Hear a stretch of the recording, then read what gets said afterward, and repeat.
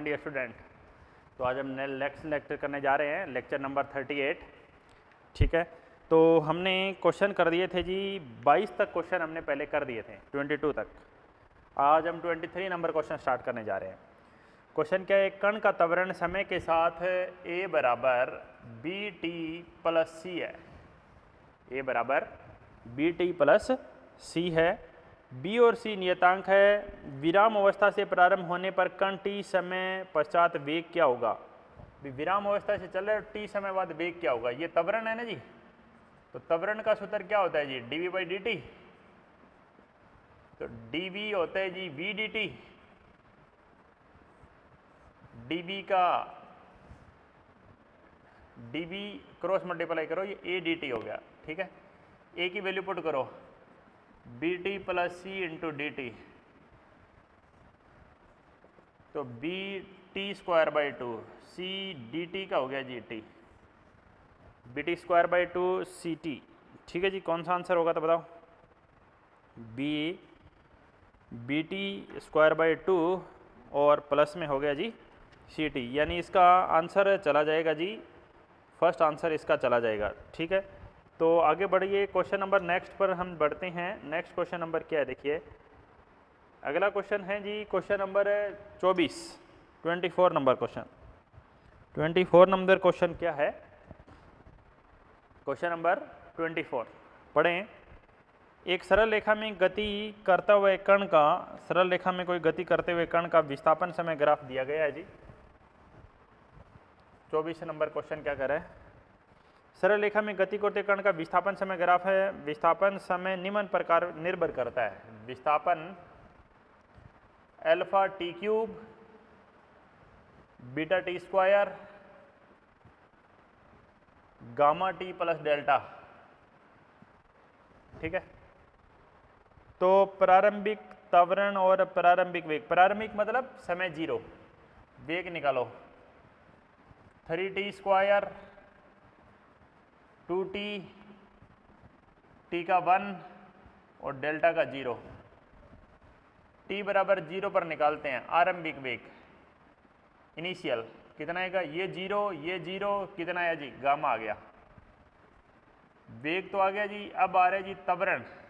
त्वरण कितना है देखो, इसका दोबारा करो जी, अल्फा तो अल्फा जी 60, बीटा तो बीटा जी 2t का 2, गामा का 0 हो गया इस बार। तो त्वरण कितना आया, इनिशियल त्वरण, फिर t की जगह 0 करेंगे तो ये 0 हो गया जी, प्लस बीटा, यानी कितना आया बोलो बीटा। ये गामा कैसे है पता चला क्या, t की जगह 0 करेंगे तो ये 0 सिर्फ गामा बचेगा। तो आपको क्या पूछा है, प्रारंभिक त्वरण और प्रारंभिक वेग किस किस पर निर्भर कर रहे हैं, बीटा और गामा पर, बीटा और गामा पर। तीसरा आंसर आ जाएगा जी। 24 नंबर क्वेश्चन था। अब 25 नंबर क्वेश्चन क्या कह रहा है, 25 नंबर क्वेश्चन थोड़ा सा बड़ा है। कह रहा है जी निम्न में से कौन सा एक समान रूप से त्वरित गति को निरूपित करता है। भाई ये आपको प्रॉब्लम दी गई है, कौन है इसमें जो एक समान गति को निरूपित कर रहे हैं, यानी जिसमें त्वरण नियत आना चाहिए। इनमें से कौन सा ऐसा पॉइंट है जिसका जी त्वरण नियत है। तो त्वरण नियत आना चाहिए, तो सबसे पहले तो इनको ओपन करो। ओपन करेंगे तो ये क्या आएगा, X square equal to T minus A, और दोनों के नीचे लगा दिया जी बी। ठीक है, तो हमें यहाँ पर x का इंटीग्रेशन करना है। ठीक है, तो कैसे करेंगे देखिए, 2x, x का क्या dx by D T, 2x, x का dx by D T, t का 1 हो जाएगा, 1 बाई बी बाहर ले लो, t का 1 हो गया और कांस्टेंट का 0 हो जाएगा। 2x dx by D T क्या होता है, v is equal to 1 by B. यानी मैं बोलूं तो यहाँ पर v कितना आएगा, v की वैल्यू आएगी 1/2x, ये v आ गया जी। ठीक है, तो यहाँ से अगर आप क्या निकालना है, आपको एक्सरलेशन निकालना है सब में। आप इसको ऐसे लिख सकते हो, v को कैसे लिख सकते हो 1/2b x की पावर -1। अब dv/dx करना, dv/dx करेंगे तो ये तो ऐसा कैसा, ऊपर वाली घात आगे और एक घात और कम कर दो। अब लगाओ v dv/dx 1/2xb और dv/dx कितना आएगा -2b। ये तो x पे डिपेंड कर रहा है, क्या ये कांस्टेंट है? नहीं, तो ये आंसर नहीं होगा जी, ये कांस्टेंट नहीं आया भाई, हमें कांस्टेंट वाला लेना था। ये पहला पार्ट लिया जी हमने, अब मैं दूसरा पार्ट ले रहा हूँ जी। 24 नंबर क्वेश्चन में चल रहे हैं। 24 का दूसरा पार्ट है जी x = t/b - a/b। तो वेग कितना होगा जी dx/dt 1/b एक साइड हो गया जी, t का हो गया 1 और इसका हो गया जी 0। तो एक्सरलेशन क्या, कांस्टेंट, कांस्टेंट का एक्सरलेशन क्या हो गया 0, एक्सरलेशन 0 है जी। एक्सरलेशन क्या आ जाएगा इसका 0 नहीं चाहिए, कांस्टेंट चाहिए। थर्ड पार्ट देखिए, थर्ड पार्ट में करिए जी t² = x - a/b, ये है जी t²। तो आप इसको एक तरफ कर दीजिए, ये क्या आ जाएगा जी t² के साथ जाएगा b + a = x आ जाएगा। तो वेलोसिटी निकालो, dx/dt करो, dx/dt करेंगे तो t² का आ गया 2tb और a का क्या हो गया 0। एक्सरलेशन निकालो, 2t का कितना हो गया जी 1 और b तो एज इट इज है, ये 0 ही पड़ा है। एक्सरलेशन आ गया 2b और एक्सरलेशन क्या है बताओ, कांस्टेंट, नियत, नियत त्वरण आया है। और जब त्वरण नियत है तभी तो एक समान रूप से गति होगी, एक समान रूप से त्वरित गति आई है, एक समान रूप से त्वरित गति।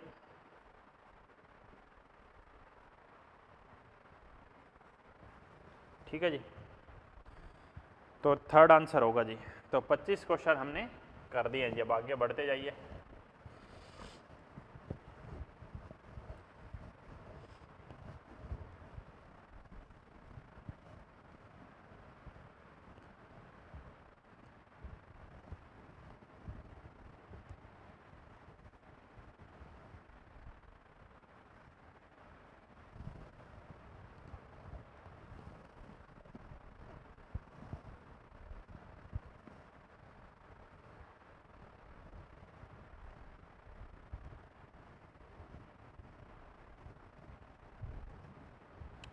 ठीक है जी, तो क्वेश्चन नंबर नेक्स्ट देखिए 26 नंबर। क्वेश्चन नंबर 26 क्या है, इसके बारे में पढ़ते हैं जी। 26 नंबर क्वेश्चन पढ़िए आप ध्यान से, क्या कहता है देखो। क्वेश्चन नंबर 26 में लिखा हुआ है कि जब किसी कार का वेग v हो तो वह न्यूनतम चली हुई दूरी जिसके बाद कार को रोका जा सकता है s है। यदि nv वेग से उसी समय अंतराल में चली दूरी को रोका जाए कितना। ये मैं आपको देखो कि जब भी रोकना हो तो अंतिम वेग क्या करना होता है, 0 करना होता है, u² और मंदन होता है जी। तो ये रोकी गई दूरी है जी, स्टॉपिंग डिस्टेंस बोलते हैं इसको। भाई ये वो दूरी है जिसमें आप एक कार को रोक दोगे।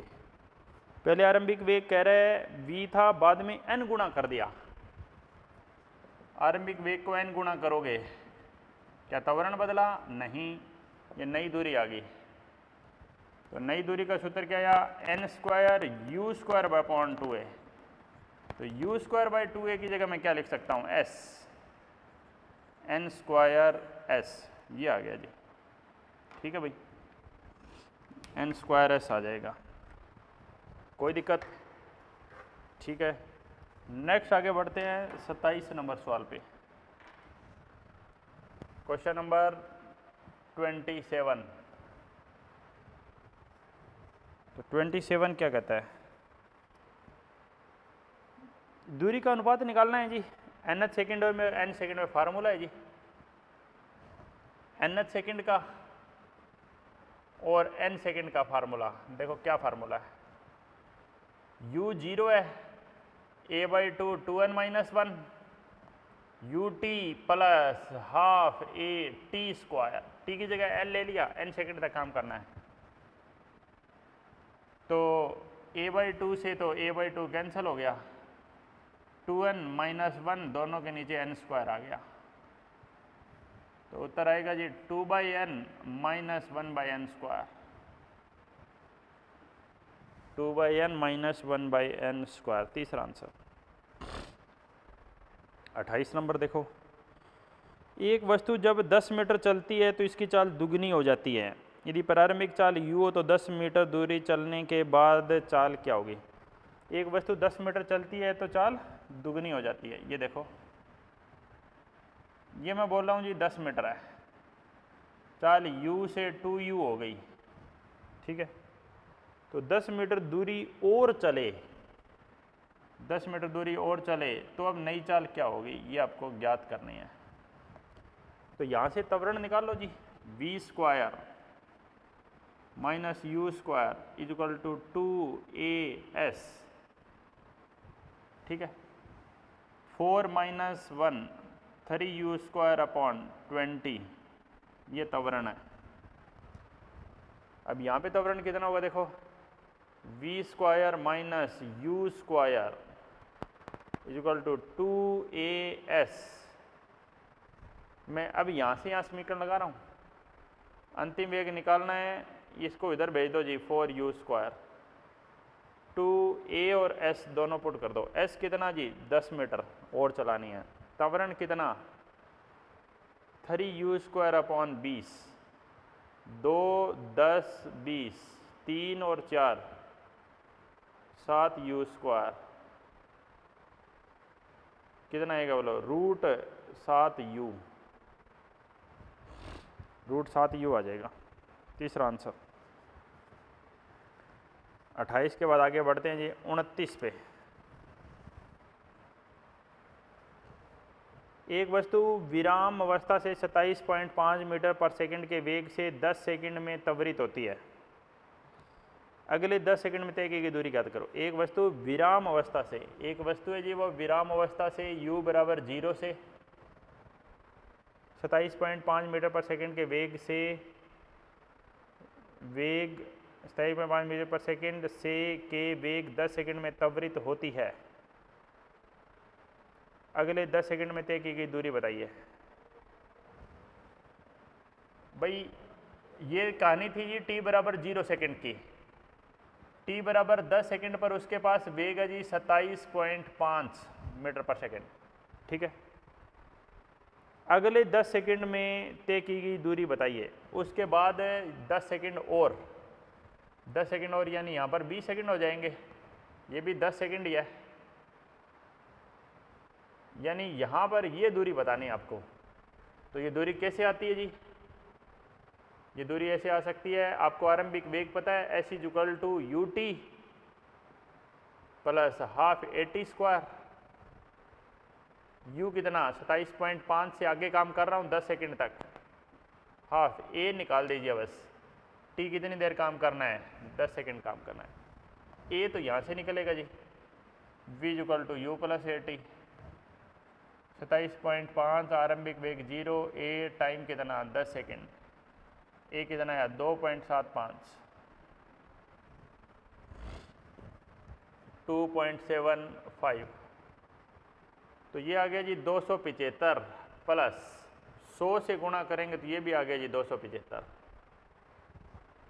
तो ये उत्तर आ जाएगा जी 275 प्लस 2 एकम 2, 2 तिया 6, 2 सत्ते 14, इसको जोड़ दो जी, 7 और 5 12, 7 और 3 10 और 1 11, 2 और 1 3 1, 412.5 मीटर, तीसरा उत्तर आ जाएगा।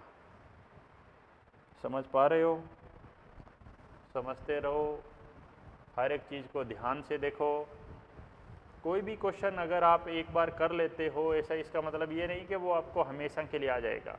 एक बार मैं करा रहा हूँ उसको समझो, फिर उसको रफ कॉपी में बिना देख के करो। अगर आप बिना देख के कर दिए तो आपको वो क्वेश्चन आ गया। प्रैक्टिस तो आपको करनी पड़ेगी जी क्वेश्चन में। जितनी ज़्यादा आप प्रैक्टिस करेंगे उतना ज़्यादा आप सीख पाएंगे। ठीक है,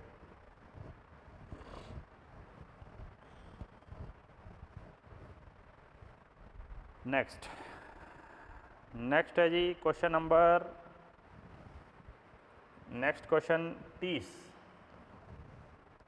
क्वेश्चन नंबर 30 का है, एक वस्तु 8 मीटर पर सेकंड के एक समान वेग से गतिशील है। ठीक है जी, एक वस्तु 8 मीटर पर सेकंड के एक समान वेग से गतिशील है। जैसे ही इस वस्तु ने दूरी को पार किया, दूसरी वस्तु 4 मीटर पर सेकंड के त्वरण से गतिशील हो जाती है। एक वस्तु है वो 8 मीटर पर सेकंड के वेग से गतिशील है। जैसे ही इस वस्तु ने दूसरी वस्तु को पार किया, दूसरी 4 त्वरण से गतिशील हो जाती है। दोनों वस्तुएं कितने समय बाद मिलेगी? तो वही उसी टाइप का क्वेश्चन है। एक वस्तु यहाँ है, दूसरी वस्तु यहाँ है, एक ए है एक बी है। ए के पास मैं ये कह दूं इसके पास वेग है जी 8 मीटर पर सेकंड, और बी के पास कह दूं जी त्वरण है। कितने समय बाद मिलेगी? मान लेते हैं दोनों वस्तुएं यहाँ पर मिल जाती है जी टी समय पर। दूरी तो बराबर ही तय करेगी, मिलेगी तो दूरी तो बराबर ही तय करेगी। पहले है S is equal to U T, पहले में तो त्वरण 0 है, दूसरी में आरंभिक वेग 0 है। बस ये फार्मूला लगाना है। 8 टी हाफ त्वरण 4 टी का स्क्वायर, 8 टी बराबर 2 टी स्क्वायर, 8 बराबर 2 टी बराबर 4 सेकेंड में मिल जाएंगे जी दोनों। दूसरा उत्तर आएगा। उपरोक्त प्रश्नानुसार दोनों वस्तुओं को मिलने पर दूसरी वस्तु द्वारा तय की गई दूरी तो दोनों की बराबर होगी, किसी की देख लो। जैसे मान लेते हैं बी की दूरी निकालनी है तो हाफ ए टी स्क्वायर आएगी। ए कितना 4, टी कितना 4, 4 का स्क्वायर 16, चौके 64/2, 32 मीटर। यहाँ से भी देखोगे तो कितनी आएगी? 8 चौका 32 मीटर। ठीक है,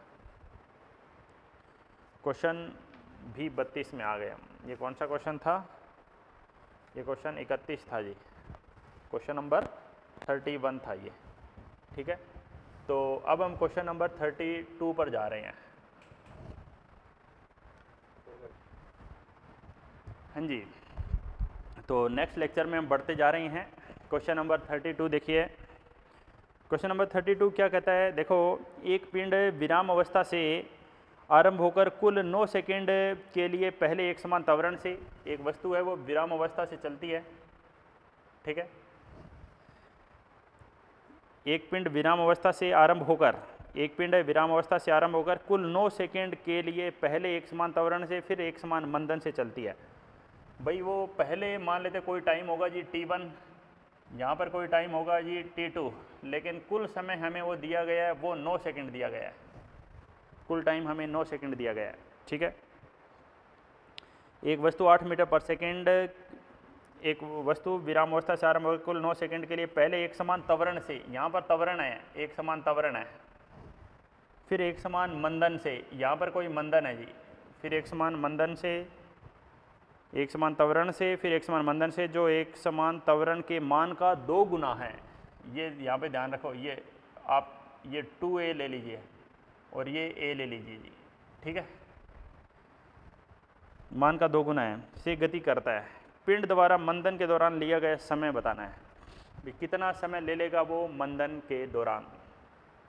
आप इसको ऐसे समझ सकते थे जी, ग्राफ से भी।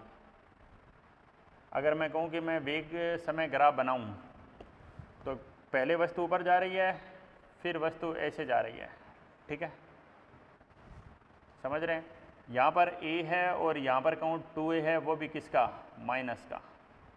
तो ये समय आपको निकालना है जी। यहाँ पर कोई अधिकतम वेग आप ले सकते हैं, अधिकतम वेग है vm 0। ये समय बोल रहा हूँ मैं t1 है, और मैं बोल रहा हूँ ये समय है जी t2 है। 2 समय मेरे पास t1 और t2। ठीक है, तो बात समझिए ध्यान से। बात क्या है? पहले तो त्वरण है, त्वरण क्या होगा जी? वेग में परिवर्तन बटा समय। बाद में मंदन है, -2a, वेग कितना हो रहा है जी? 0 हो रहा है, कितने से? vm से। और समय कितना है, t2 है, तो आपको t2 निकालना है। तो t2 की वैल्यू क्या आएगी बताओ, t2 की वैल्यू आएगी जी Vm/2a, t2 की वैल्यू आएगी Vm/2a, ठीक है। अब बात क्या, कुल 9 सेकंड दे रखा है, तो t1 + t2 देखिए, ये क्वेश्चन किया था हमने जी, t1 + t2 आपको 9 सेकंड दे रखा है। t1 क्या होगा Vm/a, t2 क्या होगा बोलो Vm/2a = 9, लघुत्तम आया जी 2a, 2 Vm और Vm 3 Vm = 9, Vm आ गया 9 दूना 18, a/3 6a, Vm का मान कितना आ गया जी 6a/2a, कैंसिल कर दो यानी 3 आ गया आंसर, 3 सेकंड में, ये 3 सेकंड आना भी चाहिए भाई, ये 3 सेकंड है तो ये 6 सेकंड है, तभी तो टोटल 9 सेकंड है, ठीक है। क्वेश्चन नंबर 32 हो गया जी, आगे बढ़ जाते हैं जी। 32 के बाद अगला क्वेश्चन देख लीजिए जी, अगला क्वेश्चन 33 नंबर क्वेश्चन क्या कह रहा है।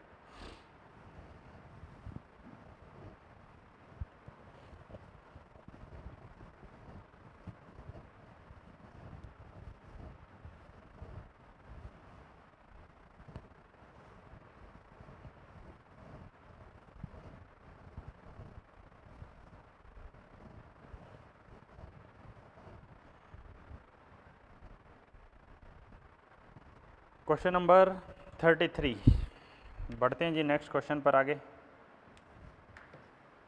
क्वेश्चन 33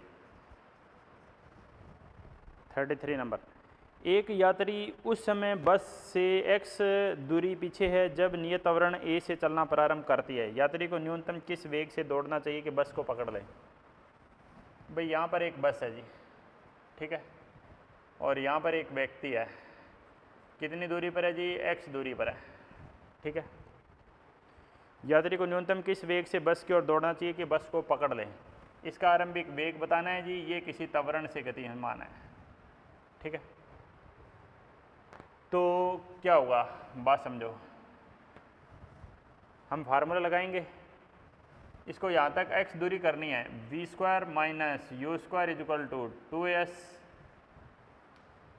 दूरी कितनी है x, तो आप इसका अंतिम वेग है वो इसके वेग के बराबर हो जाए। भाई बस का आरंभिक वेग क्या है, 0 है, बस पहले कितनी दूरी तय कर चुकी है, बस x दूरी तय कर चुकी है,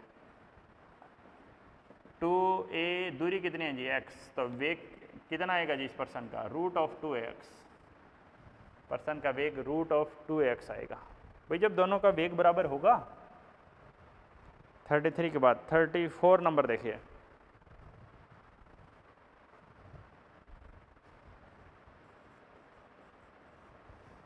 के एक कोहरे वाले दिन 2 कार ड्राइवर, कोहरे का दिन है, दोनों आमने सामने दिखाई नहीं दे रहे हैं, कोहरे वाले दिन 2 कार ड्राइवर एक दूसरे को 80 मीटर के फासले पर देख लेते हैं, 70 किलोमीटर प्रति घंटा और 60 किलोमीटर प्रति घंटा से दोनों ब्रेक लगाते हैं, 5 मीटर का मंदन उत्पन्न होता है, तो क्या होगा ये बताना है आपको।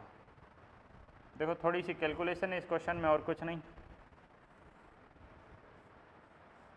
एक इधर है एक इधर है, ठीक है, एक आ रहा है 70 से, एक आ रहा है 60 से, किलोमीटर प्रति घंटा है दोनों, तो उनको बदल लो 5/18 लगाकर, 5/18 लगाकर उनके बीच की दूरी बता दो जी, उनके बीच की दूरी 80 मीटर है जी, 80 मीटर के फासले पर है, ठीक है। दोनों एक साथ ब्रेक लगाते हैं, 5 मीटर का मंदन उत्पन्न होता है, तो कौन सा कथन सही है, दोनों में मंदन 5 है जी, इसका भी मंदन -5 है और ये भी मंदन -5 है जी, दोनों का कौन सा कथन सही है, टक्कर टल जाएगी, होगी, पार कर लेंगे, क्या होगा।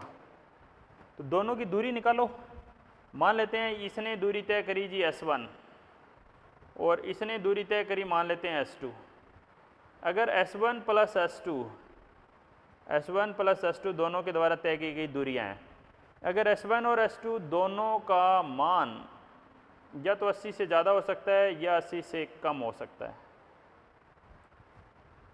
80 से ज़्यादा हुआ, S1 S2 दोनों 80 से ज़्यादा दूरी तय कर रहे हैं या 80 के बराबर भी तय कर रहे हैं तो टक्कर होगी जी, टक्कर होगी। अगर 80 से कम है तो टक्कर नहीं होगी, तो टक्कर नहीं होगी। ठीक है, अब S1 S2 तो आप निकाल ही लेंगे। कैसे निकालें, देखो अंतिम वेग 0 करना है, ऐसे करते हैं v² u² बराबर 2s। ये आरंभिक वेग दिया हुआ आपको, अंतिम वेग आपको 0 करना है, अंतिम वेग को आपको 0 करना है, ये समझ लो। तो s का मान आएगा, मंदन लगाना पड़ेगा, u²/2a, ये मान आएगा जी, u²/2a, ये फार्मूला लगेगा। तो मैं आपको देखो कैलकुलेशन है, करेंगे आप ही, मैं बता देता हूँ कैसे करते हैं। 2a कितना 5, u² 70 गुणा 5/18, ये S1 आएगा। S2 आएगा 60 गुणा 5/18, दोनों आप हल कर लो जी। अगर S1 और S2 80 से ज़्यादा आ रहे हैं या बराबर आ रहे हैं तो टक्कर होगी, 80 से कम आ रहे तो टक्कर नहीं होगी। अब सॉल्व करके देखना पड़ेगा दोनों। ठीक है, क्वेश्चन नंबर 35 पर जा रहा हूँ मैं। 35 नंबर क्वेश्चन, समझ लीजिए क्या क्वेश्चन है। 35 नंबर क्वेश्चन कह रहा है, एक कण मूल बिंदु से 10 मीटर पर सेकंड के वेग से प्रारंभ होकर तब तक नियत त्वरण से गति करता है तब तक कि उसका वेग बढ़कर 50 मीटर पर सेकंड ना हो जाए। एक कण मूल बिंदु से 10 मीटर पर सेकंड के वेग से प्रारंभ होकर 10 मीटर पर सेकंड के वेग से प्रारंभ हो रहा है, 10 मीटर पर सेकंड वेग से प्रारंभ होकर तब तक नियत त्वरण से गति करता है तब तक उसका वेग 50 न हो जाए। मान लेते हैं यहाँ पर उसका वेग 50 हो गया जी, यहाँ पर त्वरण था। उसी क्षण अचानक त्वरण की दिशा विपरीत हो जाती है, यानी माइनस का ए हो जाता है जी। उसी क्षण त्वरण की दिशा क्या हो जाती है, विपरीत, यानी माइनस ए हो जाता है। कण प्रारंभिक बिंदु पर वापस लौटता है तो उसका वेग क्या होगा, यहाँ पर वेग उसका 0 होगा जी एक बार तो, और फिर वो वापस मुड़कर यहाँ आएगा। ठीक है, ये कंडीशन है। कंडीशन तो समझ गए आप कि वापस उसे प्रारंभिक बिंदु पर आना है। ए ले लेता हूँ, ये बी ले लेता हूँ, ये सी ले लेता हूँ। तो पहले तो मैं काम करूँगा जी ए से B, v² minus u² is equal to 2as, दूरी निकाल लो।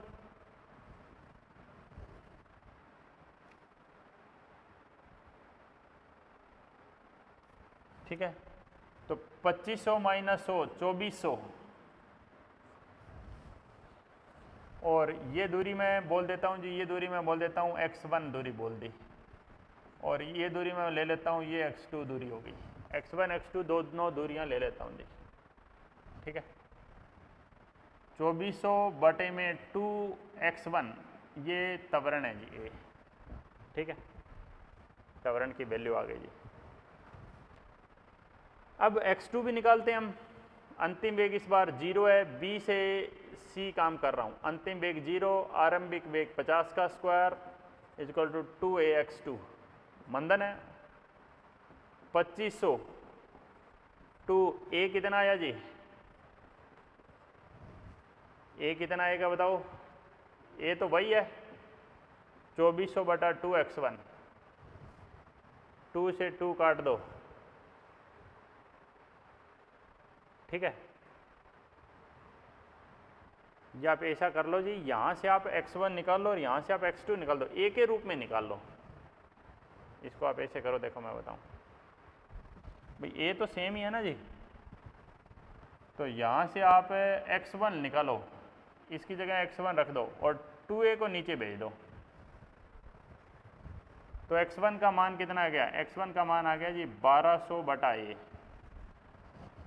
2500 minus 2a into x2, x2 का मान हो गया जी 1250 बटा ए। एक तो 1200 बटा ए, एक 1250 बटा ए। अब वापस आ रहा है, अब मैं समीकरण लगाऊं जी सी से v square minus U square is equal to 2as। अंतिम वेग आपको निकालना है ए पर, सी पर वेग 0 है, और s की जगह क्या लेना पड़ेगा, x1 प्लस x2 दोनों लेने पड़ेंगे। दोनों जोड़ दीजिए, लघुत्तम 1250, ठीक है जी, ए से ए कट गया, 2450 दूना 24 दूनी 4800 4900, और v रूट ले लीजिए 70 मीटर पर सेकेंड आंसर आ जाएगा जी। समझ गए?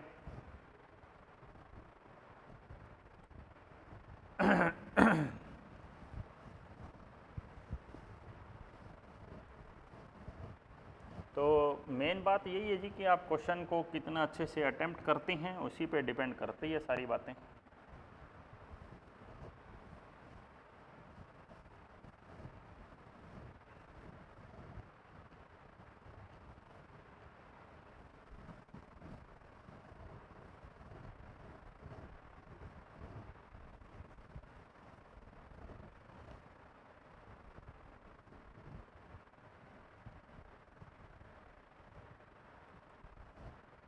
ठीक है जी, तो नेक्स्ट पॉइंट ये था जी क्वेश्चन नंबर 35।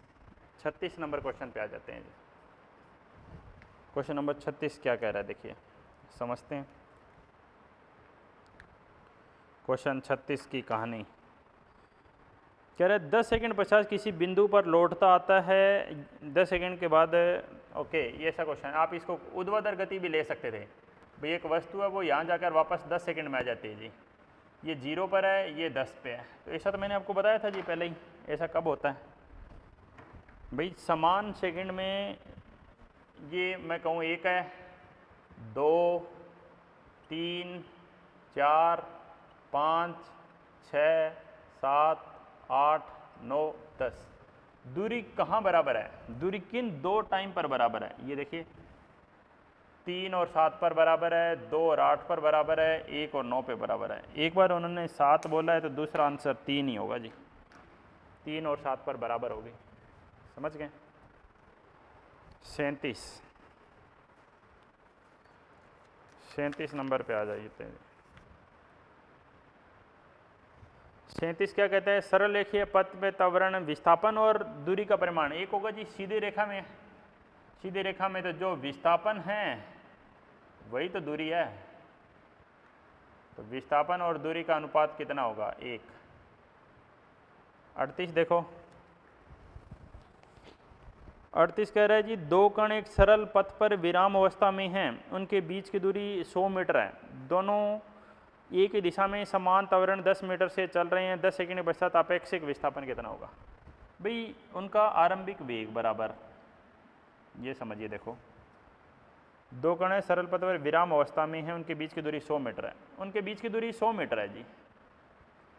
एक कण यहाँ पर है, एक कण यहाँ पर है, 100 मीटर उनके बीच की दूरी है, दोनों एक ही दिशा में समान त्वरण 10, दोनों का त्वरण बराबर है जी, दोनों का त्वरण बराबर है। तो थोड़ी देर बाद क्या होगा, मान लेते हैं एक यहाँ पे आ गया और एक यहाँ पे आ गया।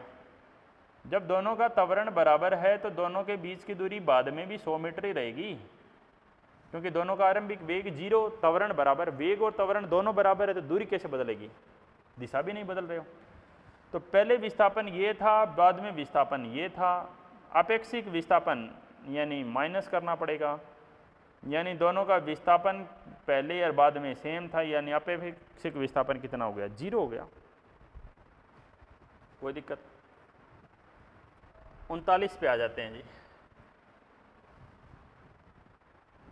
39 नंबर क्या कहते हैं, देखो एक पिंड ए विराम अवस्था से प्रारंभ होता है, ठीक है, कोई पिंड ए है, विराम अवस्था से प्रारंभ होकर त्वरण a1 के साथ गति करता है, 2 सेकंड पश्चात अन्य पिंड बी विराम अवस्था से प्रारंभ होकर a2 के साथ, दोनों पिंड एक पिंड ए के प्रारंभ होने के 5 सेकंड बाद दोनों पिंडों की समान दूरी है, दोनों पिंड समान दूरी तय करते हैं। A1 A2 बताओ। एक पिंड तो A है जी, पिंड A की दूरी देखिए U0 हाफ AT स्क्वायर, ठीक है। पिंड B विराम अवस्था से चलता है हाफ त्वरण कितना A2, कितने सेकंड लेट चल रहा है जी? 2 सेकंड लेट चल रहा है। तो ऊपर वाला कितना चला था? ऊपर वाला चला था 5 सेकंड, तो ये कितना चलेगा? 5 - 2 3 सेकंड चलेगा, 5 - 2 यानी 3 सेकंड चलेगा जी ये, ठीक है। दोनों पिंड समान दूरी तय करते हैं तो बताइए ऐसे और एस बी बताइए। ऐसे कितना होगा? 25 A1/2, एस बी कितना होगा? A2/2 है, 5 - 2 3 का स्क्वायर 9, 2 से 2 कैंसल, A1/A2 कितना आ गया? 9:25। हमें क्या निकालना है बताओ? 5 सेकंड नहीं है जी, 5वें सेकंड है ये। ओके, ये क्वेश्चन 5 सेकंड नहीं है ये फार्मूला नहीं लगेगा जी। फार्मूला आपको वो लगाना पड़ेगा A/2 वाला, फार्मूले में गड़बड़ कर दी। 5 सेकंड नहीं है, 5वां सेकंड है, इतनी देर में फ़र्क हो जाता है। U0 A/2 2n-1, U0 A/2 2n-1। पहली कितनी देर चली बताओ? 5 सेकंड, दूसरी 5 - 2 3 सेकंड। A1/2 5 दूना 10 - 1 9, 3 दूना 6 - 1 5, A1/A2 5:9। पहला आंसर आएगा 39 का।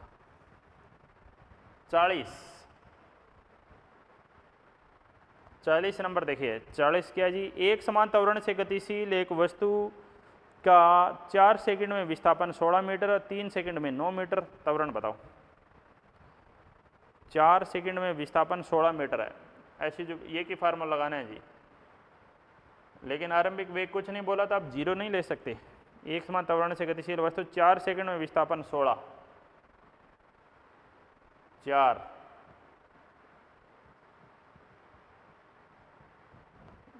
ये 16 है।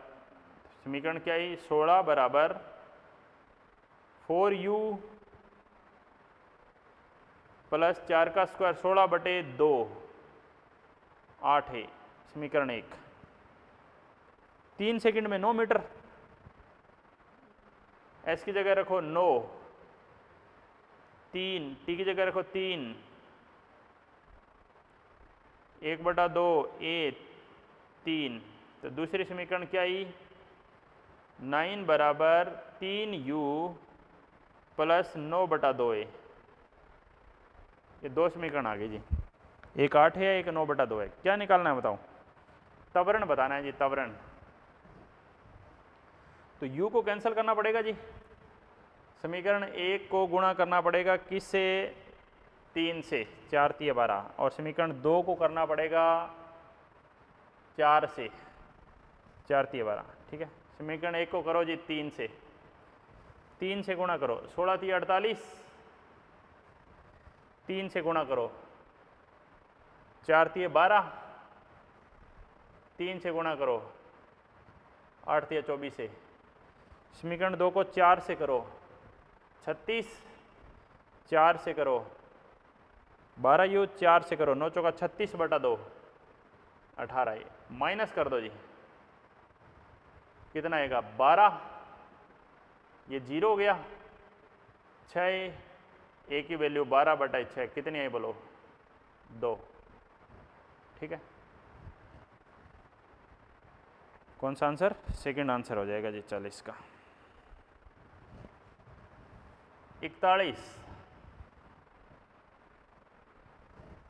41 क्या होगा देखो?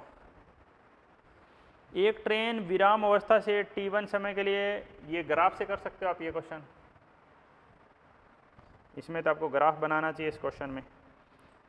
एक ट्रेन विराम अवस्था से T1 समय के लिए अल्फा नियत त्वरण से चलती है। पहले अल्फा नियत त्वरण है, समय कितना है बताओ, T1 समय। फिर किसी मंदन से चलती है, बीटा मंदन है, और वो समय बताओ कितना है, वो समय T2 है जी। ये समय T1 है, वो समय T2 है। ये कौन सा ग्राफ है, ये वेग समय ग्राफ है, VT ग्राफ है। T1/T2 का मान बताओ। अल्फा क्या हुआ, Vm/T1, बीटा क्या हुआ जी, Vm/T2। वेग में परिवर्तन बटा समय। आप कहोगे यहाँ माइनस है तो यहाँ पर भी माइनस है, माइनस से माइनस कट जाएगा, ऐसे बोल सकते हो ये मंदन है। तो T1 तो डायरेक्ट आ जाएगा जी, Vm/अल्फा, Vm/बीटा, Vm कैंसल, बीटा/अल्फा। दूसरा उत्तर। ये हमने 41 क्वेश्चन कर दिए हैं जी, ठीक है।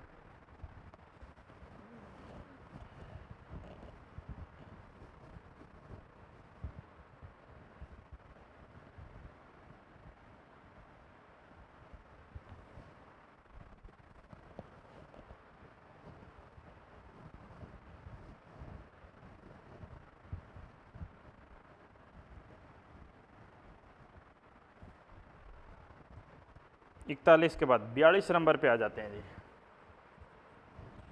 42 नंबर क्या कहता है, एक बस 2 मीटर पर सेकंड के स्क्वायर के त्वरण से गति करती है, ठीक है। ठीक उसी समय बस के पीछे 96 मीटर दूरी पर एक साइकिल सवार है। यहाँ पे साइकिल वाला है जी, ठीक है। ये साइकिल है, साइकिल ऐसी तो होती है, और यहाँ पे साइकिल वाला बैठा है।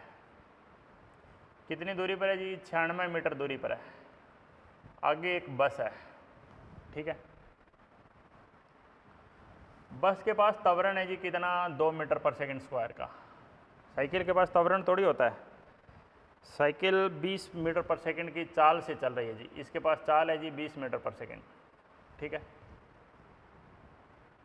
96 मीटर दूरी पीछे है, 20 मिनट प्रारंभ करते। कितने समय बाद साइकिल सवार को पार कर लेगी, ठीक है। कितने समय बाद बस साइकिल सवार को पार। इसमें कन्फ्यूजन होता है जी थोड़ा सा, इसमें 2 आंसर आते हैं इस क्वेश्चन में। देखो कैसे करते हैं। एक बार तो पहले तो देखो साइकिल क्या करती है और बस क्या करती है, दोनों पे काम करना है हमें पहले, साइकिल पे और बस पे भी। साइकिल के लिए देखो फार्मूला लगेगा, पार करना मतलब जी थोड़ी देर बाद बस यहाँ आ गई और साइकिल भी यहाँ आ गई, दोनों पास पास आ गए, ये होता है जी। तो ये कोई डिस्टेंस ले लो जी, आप d डिस्टेंस ले लो। साइकिल को कितना चलना पड़ा, d डिस्टेंस तो वही हो गया जी, और 96 और है, d + 96 दूरी बराबर चाल गुणा समय। चाल 20 कोई समय में t, मान लेते हैं ये t समय में यहाँ पहुँचता है, उसी समय ये यहाँ पहुँच जाता है। बस पे काम करें, बस को सिर्फ d दूरी तय करनी है। दूरी s = ut ½ ये लगेगा, क्योंकि उसमें तो त्वरण है ही नहीं जी, लेकिन बस के पास तो त्वरण है, आरंभिक वेग नहीं है। d का मान आ गया जी t²। अब देखो जी, d + 96 बराबर है जी 20t। d की जगह रखो जी t² + 96 बराबर 20t। समीकरण आई t² - 20t + 96 = 0। 12t - 8t + 96 = 0। 12 × 96, t common, t - 12 - 8 common, t - 12। t के 2 मान आएंगे जी, t के 2 मान आए, एक तो आया जी 12 सेकेंड, एक आया 8 सेकेंड। कौन सा उत्तर होगा, बात समझना ध्यान से। बात क्या है भाई, पहले साइकिल वाले के पास स्पीड ज़्यादा थी, तो पहले साइकिल वाला बस वाले के पास पहुंचेगा, बस वाले को पार करेगा। तो साइकिल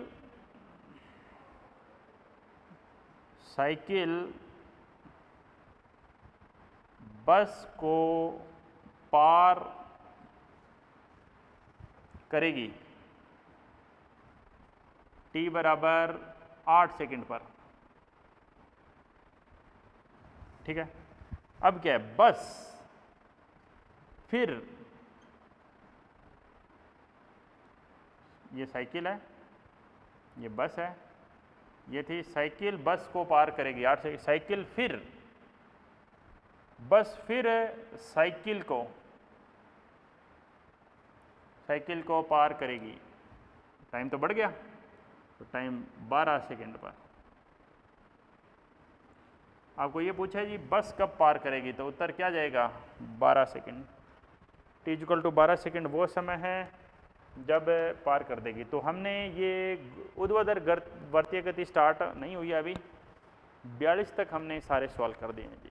ठीक है, तो मैं समझता हूँ आपको समझ में आए होंगे। हर एक सवाल को ध्यान से देखिए, कहीं पे भी प्रॉब्लम हो उसको कंसिडर करिए, उस पर सर्कल कीजिए, दोबारा से वीडियो देखिए, डाउट काउंटर पे भेज दीजिए अंकित सर को, या मुझे भी भेज सकते हैं आप, और फिर लास्ट में आप उस क्वेश्चन को आपका सॉल्यूशन मिल जाता है, तो फिर आप उसको दोबारा करके देखिए। ठीक है जी, मिलते हैं नेक्स्ट क्लास में।